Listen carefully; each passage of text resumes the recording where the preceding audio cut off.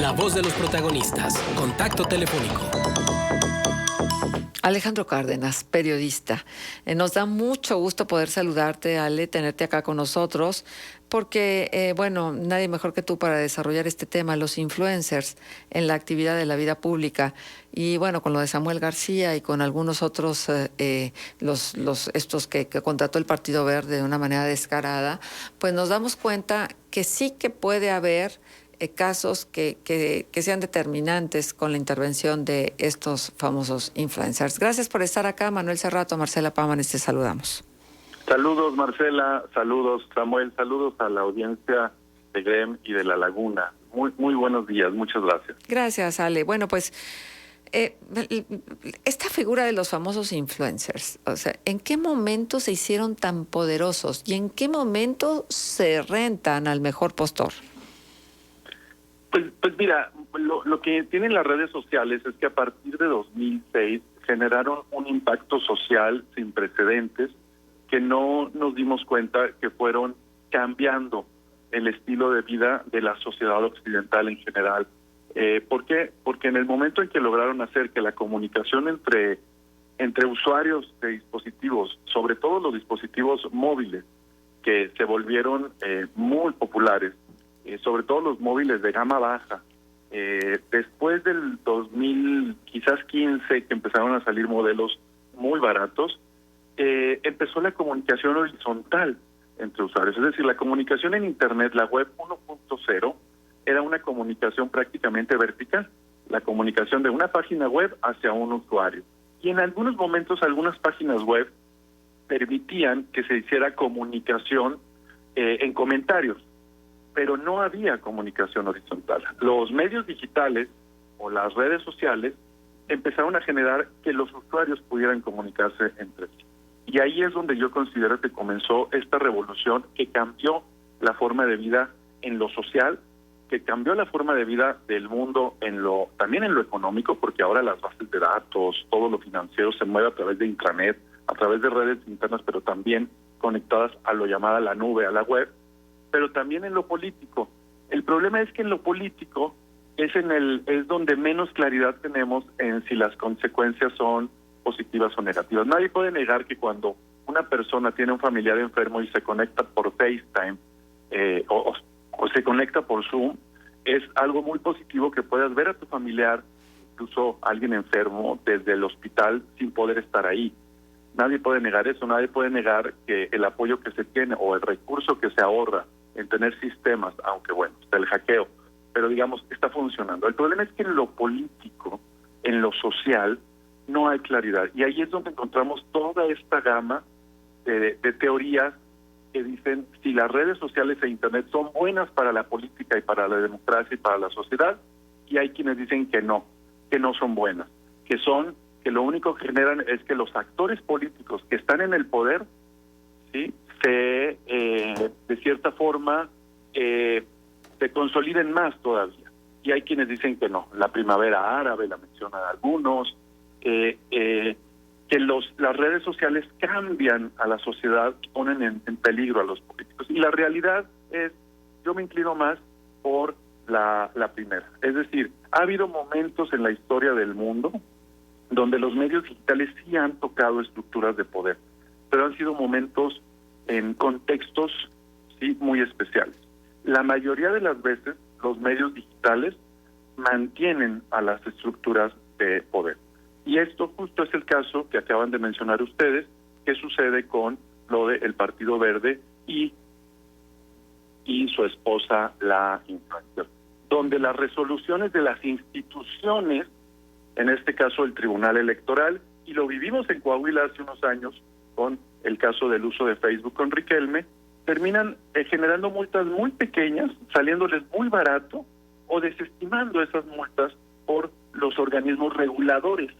¿Sí? En este caso, los organismos reguladores, que son los que tendrían que sancionar actitudes de abuso de estas plataformas. ¿Por qué? Porque se aprovechan de una dinámica social, de una dinámica política y una dinámica de artistas o personajes que han cambiado la lógica de los medios de comunicación. Ujú, cierto, justo como tú lo vienes diciendo.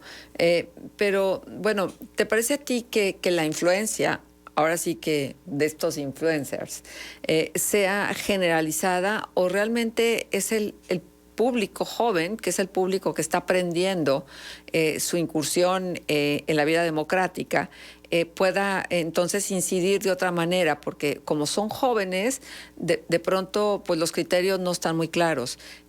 Y que ahí la intención, y además es un grueso de población impresionante en nuestro país, que de ahí que sí la voz de estos famosos influencers sea determinante para obtener un resultado. Justo ahí, cuando se crean personajes que tienen un nivel de seguimiento mayor al común, que se vuelven figuras de seguimiento, estamos entrando como en ciertos mitos, ¿no? Este mito de que a través de las redes sociales los políticos tienen comunicación directa. No, no es comunicación directa. Ni siquiera López Obrador en las mañaneras tiene comunicación directa, es a través de plataformas, ¿sí? En este caso, las plataformas sociales o YouTube. Cuando dicen comunicación directa, es comunicación no mediada, esa es la diferencia. Uh-huh. Y en el momento en que es comunicación no mediada, entramos a la jungla, porque se rompen las reglas del juego mediático, donde había criterios éticos, ¿sí?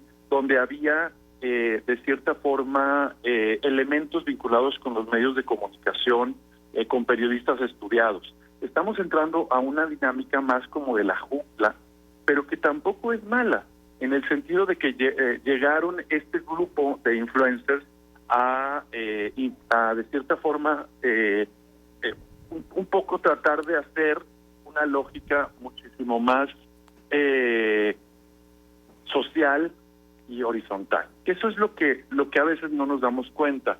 Yo creo que no está mal que un grupo de personas logren encontrar un nicho para acercarse a una audiencia nueva, ¿sí? En esta lógica, para acercarse a una audiencia nueva, en esa lógica, lo que sucede es que cuando decimos un influencer ya lo catalogamos como alguien que influye directamente. Y no influye directamente. La realidad es que hay pocos estudios que aclaren que a través de una red social, Twitter, Facebook, TikTok, Instagram, se puede influir en el voto. Que eso es lo que a veces creemos que sucede. Como la teoría de la aguja hipodérmica en los medios, uh-huh, que decía que le inyectaban en la mente a las personas, sí, una idea y entonces se ponían como robots a atender, y que después cambiaron las teorías de la comunicación a lo que se llama la de los impactos mínimos y la de los impactos máximos, y luego después llegan a la teoría de la agenda setting, que es una de las más aceptadas, que dice que los medios influyen en el tema del cual hablan. Yo creo que estamos viendo aquí una agenda setting, pero a través de medios digitales. Es decir, se influye en el tema del cual hablar, pero no nos dicen por quién votar. Está poco comprobado, y el caso de Cambridge Analytica es uno de ellos, y creo que el caso de Samuel en Monterrey es uno de los que van a dar mucho de qué estudiar para los académicos, para los científicos sociales, para ver si no encontramos ya que sí hay una influencia directa. Imagínense que se pueda decir que a través de TikTok o de Instagram se logró cambiar la tendencia de voto.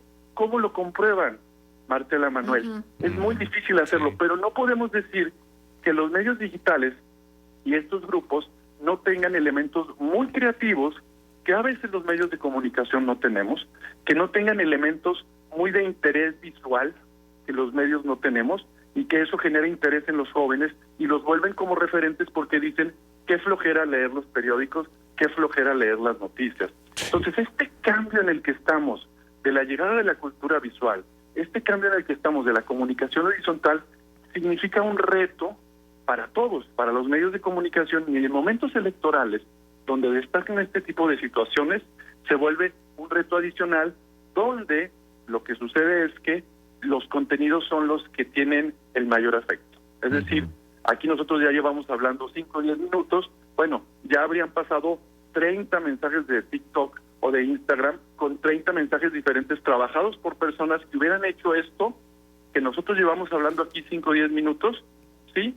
Pero en 4 días de productores especializados, y que eso implica mucho recurso económico y muy poco contenido que a veces descontextualiza la realidad. Exacto. Y en ese sentido, Alejandro, ¿hasta dónde sería deseable o pertinente que pueda intervenir la autoridad electoral como para regular los mensajes en estas plataformas? ¿Y qué están haciendo las mismas plataformas? Por ejemplo, Facebook trata de transparentar cuando algunos mensajes son patrocinados y por quién, el monto de la inversión que se le mete a publicidad por las publicaciones de Facebook. Pero bueno, ¿hasta qué punto sería deseable hacer una regulación de los contenidos en redes, en un espacio como Internet, que también se defiende mucho la libertad que debe tener la plataforma? El tema de la regulación es un tema constante. Siempre cuando surge un nuevo medio, cuando surge una nueva dinámica poco controlable, lo más sencillo es apelar a la regulación. Y eso, en quienes estamos en medios, quienes estamos en la academia, siempre nos ponemos un poco dudosos. ¿Por qué? Porque cuando se habla de regulación, como tenemos un sistema político con mucho clientelismo, tanto mediático como clientelismo político, cuando se habla de regulación se generan intereses legítimos, siempre hay un grupo político que lo destroza todo. Es decir, se habla de una nueva regulación, va avanzando y al finalizar meten un mayoriteo con un transitorio y cambian toda la regulación y le dan Cablecom a Televisa, ¿no? Como sucedió en la última reforma en telecomunicaciones, por ejemplo. Entonces, siempre es muy peligroso hablar, porque hay quien dice, híjole, está mejor así, porque no nos van a meter un golazo el grupo político en el poder. Por eso siempre resulta así.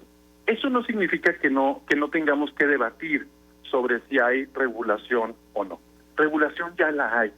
Es decir, las instancias, por ejemplo, la ley SOPA, ¿sí? Acuérdense más o menos, finales de los 2000, de la primera década del 2000, que generó toda esta regulación vinculada con la libertad de expresión, la ley ACTA. O sea, sí hay regulación en Internet de uso de archivos, de uso de música. De lo que no hay regulación tan clara, aunque sí la hay, es de contenidos.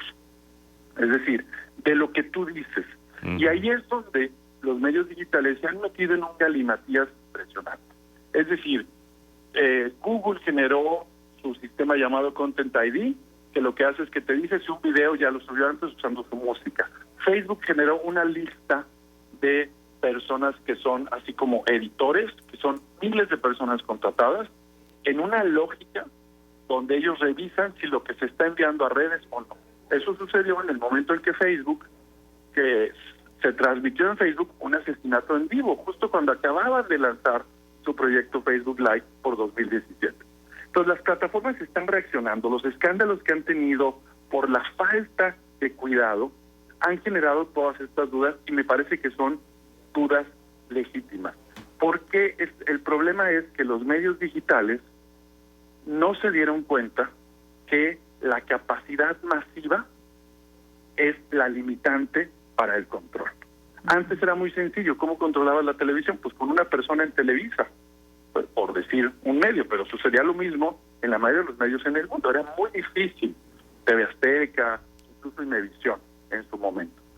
Ahora no. ¿Cómo controlas a un grupo de personas que tienen una idea? No se puede controlar. Y ahí es lo que tiene que haber, lo que yo he platicado en otras charlas con colegas, es un gran debate nacional necesitamos, donde se discuta sobre el uso de contenidos en medios digitales y donde se pueda discutir como país, con políticos, con especialistas, ¿sí? Eso.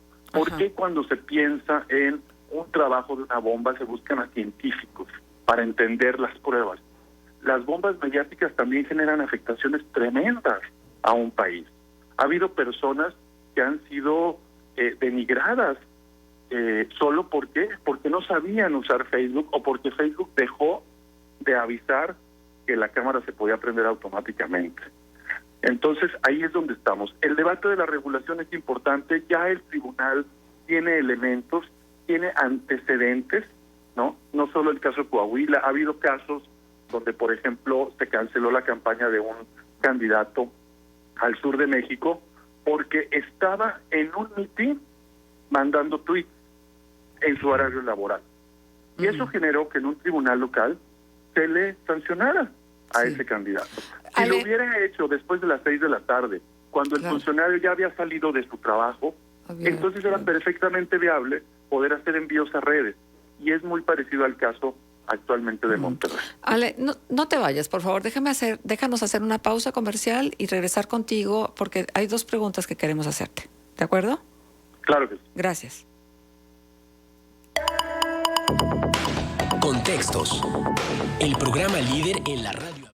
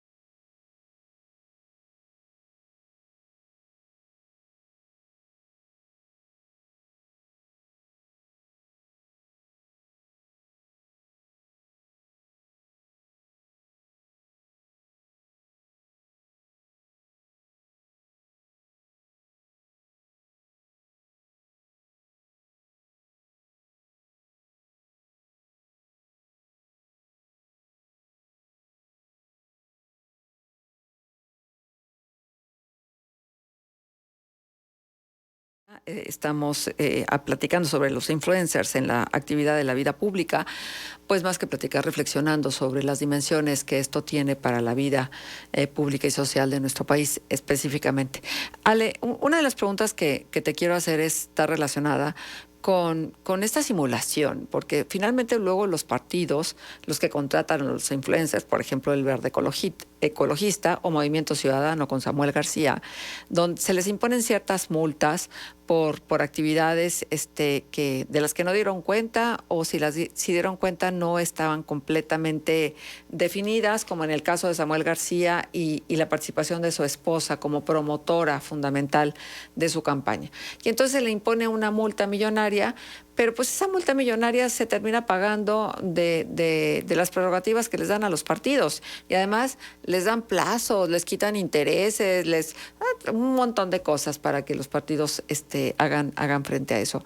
¿Eso también no es simulación? ¿No tendría que haber una reglamentación específicamente en materia de medios digitales? Sí, es una simulación, lo que de cierta forma hacen, pero revela, Carmen, Manuel, que el modelo de comunicación política del país está completamente rebasado. Es un modelo basado en la despotización y dirigido hacia la televisión y hacia medios audiovisuales. Es un modelo que ya no da.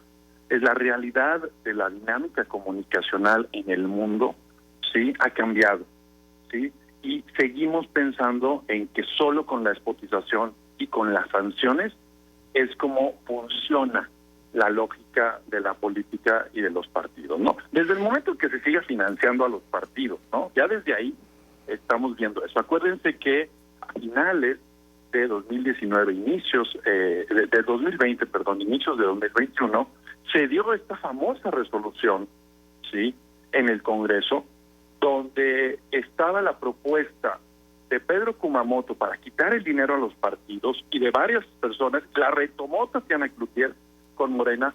Morena se pone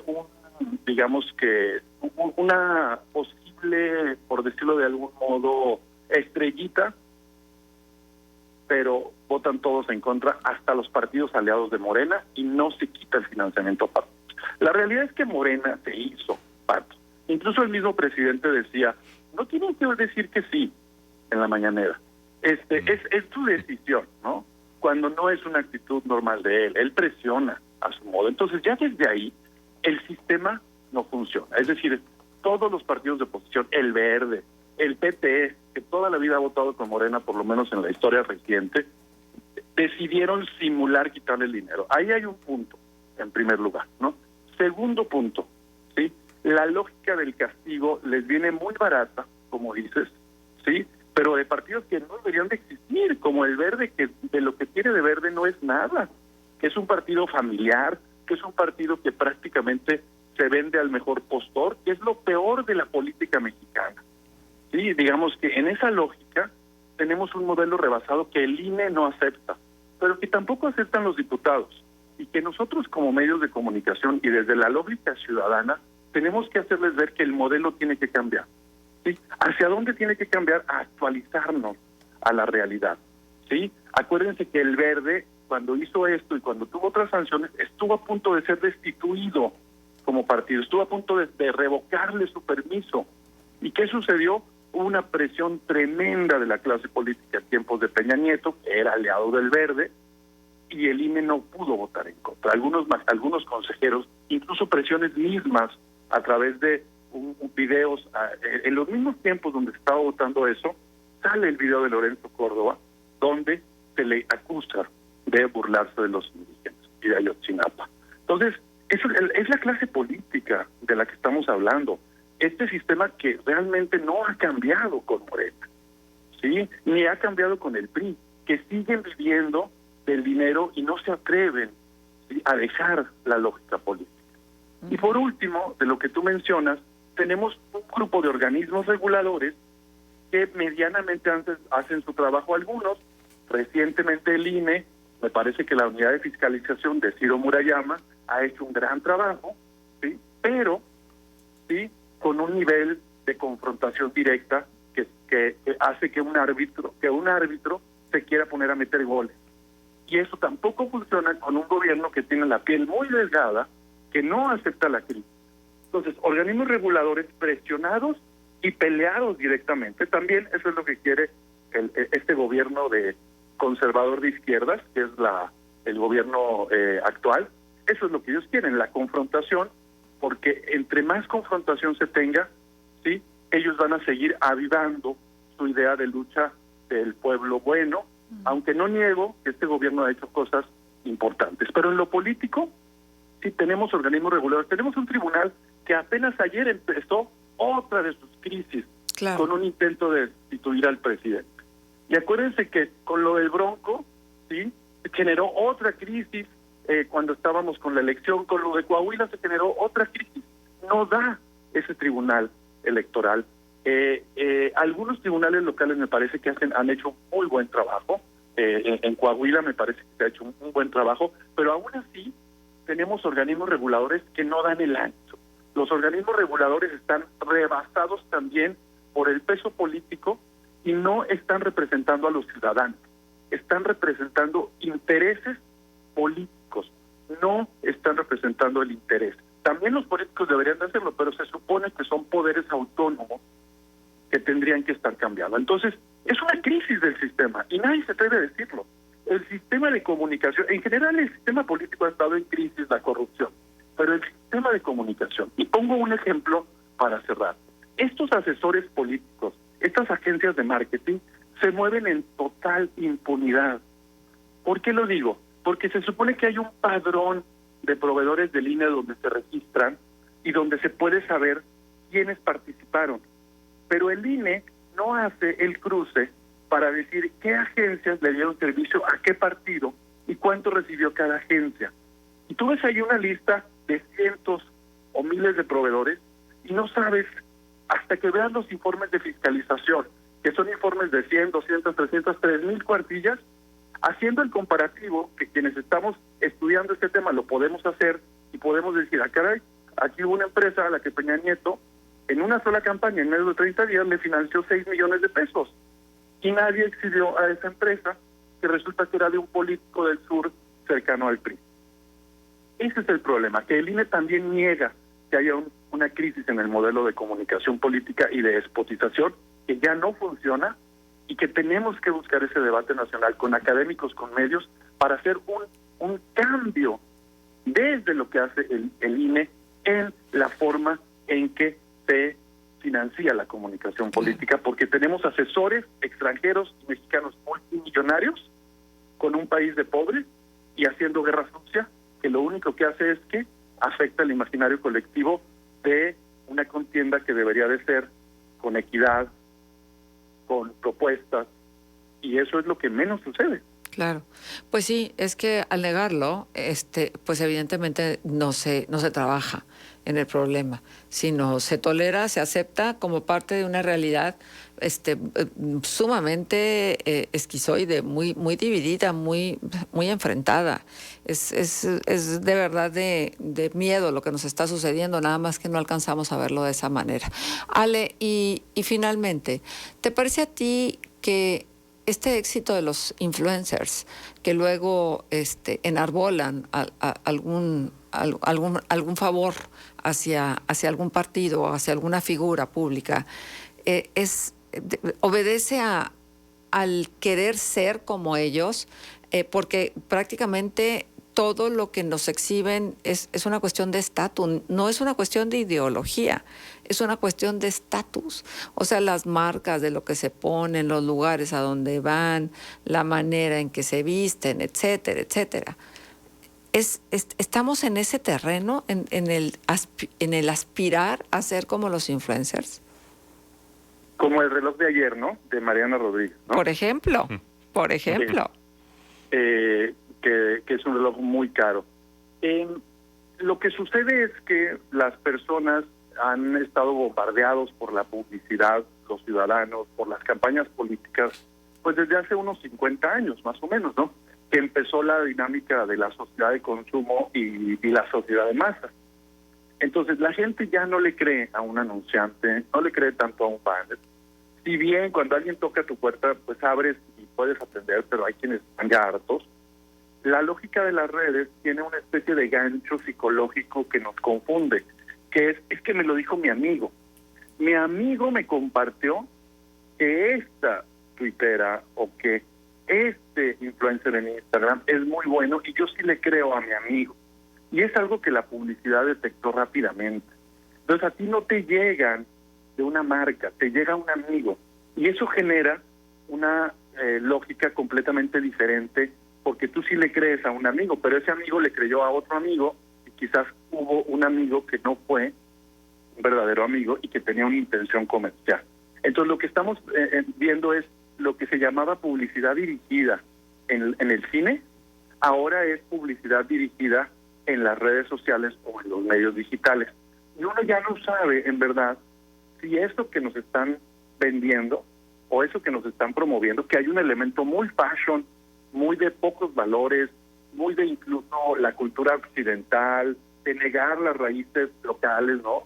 En general, porque es el mundo global, el mundo occidental, el que te promueve las marcas. En esa lógica, ¿sí?, es ahí donde hay una gran confusión, porque ya no sabes si esa marca es buena o no. ¿A cuántos les ha pasado que en Instagram alguno de sus familiares, sus hijos, amigos quieren comprar algo y dicen, ¿y esa marca de dónde salió? Pues no sé, pero está bonita, cómprala. Y a veces resulta ser fraude, una empresa que se vendió. Entonces, si bien hay cierta regulación vinculada con las marcas, con la publicidad, es donde más ligereza hay en términos electorales y ahí es donde nos confundimos, porque te llegan los políticos que se subieron a Internet pensando que ahí podían hacer también proselitismo político y propaganda, ¿sí?, lo cual no está mal. Los políticos tienen derecho a promoverse en todos los medios de comunicación que ellos consideren, ¿sí?, pero evidentemente cuidando, ¿sí?, la lógica de la comunicación política, que no se convierta en propaganda. Y las marcas también tienen derecho a promover sus productos, pero es tan confuso para muchos, y cuando es pagado, no sabes. Por ejemplo, no se sabe si Mariana Rodríguez pagó por crecer tanto en sus redes, y si ese costo que ella pagó. Lo mismo sucede con los políticos que están como alcaldes o como gobernadores o como secretarios de Estado, les pagan millones de pesos o miles de dólares para crecer en sus redes y luego se la llevan ellos a otro puesto. Es decir, no le entregan, se la quedan y se quedan con sus 100,000 usuarios que crecieron pagando con recursos públicos y luego la usan para beneficio personal. Claro. Sí, esas son las cosas que nos cuesta mucho entender. En estos momentos, creo yo que esos anuncios que estuvo sacando la UNESCO con el INE, donde estaba una familia en la mesa y decía, a ver, infórmate, no le creas todo, o sea, ya no le creas ni a tu amigo. Por desgracia, la cultura de la desconfianza está volviendo a permear también en las redes sociales, ¿no? No solo con la idea de la credibilidad de los medios o noticias falsas, sino que uno ya tiene que hacer un pasito para atrás. Pensamos que esto nos iba a ayudar socialmente y políticamente, y económicamente sí nos está ayudando en general, ¿no?, más bien que mal, pero tenemos que dar un paso para atrás y decir, a ver, hay que a los niños, a los adultos, las redes sociales tomarlas con la justa distancia antes de estar creyendo todo lo que nos mandan, y tiene que haber transparencia en los algoritmos de las plataformas, que eso dice Tim Berners-Lee, el creador del HTML, este científico inglés. Él dice, las plataformas tienen que transparentar sus algoritmos. Twitter, Facebook, no los transparentas, no sabes en qué momento alguien se volvió influencer orgánicamente o si se volvió influencer porque le pagaron. Eso no le llega a la audiencia, ¿no? Y es lo mismo que hacía Google en su momento cuando empezó, cuando las búsquedas eran pagadas y no te lo decía. Y en el primer resultado te aparecía una joyería, te aparecía una marca de cerveza, y ya después tuvo que cambiar su visibilidad y decir, esto es pagado, solo para que sepas. Y estos otros no son pagados, son orgánicos, ¿no? Por ponerle comillas en algún momento. Entonces también las plataformas tienen que entrarle, y el problema es que si los regulan en Europa, a Facebook, les han puesto multas millonarias, sí los regulan en Estados Unidos, pero en México y en países subdesarrollados, países de América Latina no los tocan ni con el pétalo de una rosa. Así Díganme, es. ¿qué demandas, quejas ha tenido Facebook por todos los escándalos de privacidad en México? Y ahí son los diputados, y ahí son los empresarios y los ciudadanos los que tendríamos que buscar demandas colectivas por la falta de transparencia en sus algoritmos, por la falta de cuidado en su privacidad, y no los tocamos. Bien. Ale, muchísimas gracias. Alejandro Cárdenas, periodista, estuvo con nosotros hablando de este tema que de verdad tiene una relevancia que a lo mejor no alcanzamos a dimensionar todavía, pero que sí es determinante en este momento y hay que hablarlo. Muchas gracias, Alejandro, por estar con nosotros. Gracias, saludos. Gracias. Luego, Son las 9:47. ¿Qué les pareció? Bueno, el relojito de Mariana Rodríguez cuesta algo así como $60,000, $1,200,000. Pero esas multas no les hacen ni cosquillas. Pues no. Vamos a la pausa. Contextos. El programa líder.